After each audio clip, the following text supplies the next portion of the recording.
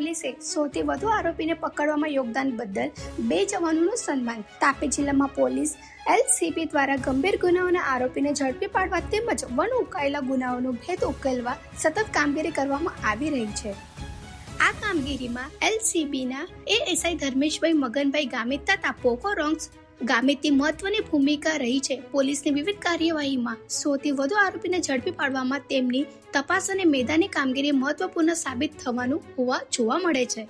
તાપી ફૂલવાડી હાટ બજાર પ્રોજેક્ટમાં કરોડોનો ભ્રષ્ટાચાર. તાપી જિલ્લાના કુકરમુંડા તાલુકાની ફૂલવાડી ગ્રામ પંચાયતમાં વર્ષ 2014માં મંજૂર થયેલા ₹5.35 કરોડના હાટ બજાર પ્રોજેક્ટમાં ગંભીર ભ્રષ્ટાચાર અને સરકારી જમીન પર દબાણના આક્ષેપો થયા છે. સ્થાનિક આગેવાનો અને બેરોજગાર યુવાનોનો દાવો છે કે આદિવાસી સમાજના આર્થિક ઉત્થાન અને રોજગારી માટેની આ યોજના છેલ્લા 14 વર્ષથી માત્ર કાગળ પર જ થઈ રહી છે.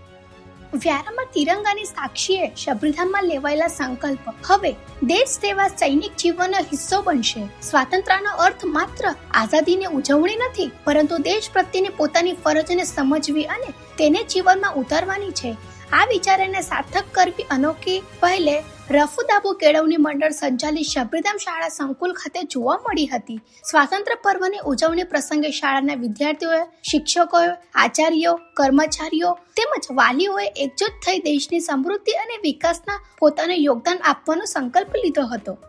વ્યારા કોલેજમાં અભ્યાસ કરતા વિદ્યાર્થીઓની શિષ્યવૃત્તિ જમા ન થતા તાપી કલેક્ટરનું આવેદનપત્ર આપવામાં આવ્યું. તાપી જિલ્લાની વિવિધ કોલેજોમાં અભ્યાસ કરતા આર્ટ્સ, કોમર્સ, સાયન્સ, નર્સિંગમાં અભ્યાસ કરતા લગભગ 40% જેટલા વિદ્યાર્થીઓની શૈક્ષણિક વર્ષ 2025-26ની શિષ્યવૃત્તિ કેટલાક સમયથી વિદ્યાર્થીઓના બેંક ખાતામાં જમા ન થતા આવેદનપત્ર આપ્યું અને જો 1 મહિનાની શિષ્યવૃત્તિ જમા ન થાય તો ABP દ્વારા વિદ્યાર્થીઓ સાથે રાખી કલેક્ટર કચેરી ખાતે ગાંધી ચિંતા માર્ગે આંદોલન કરવાની ચીમકી ઉછાઈ.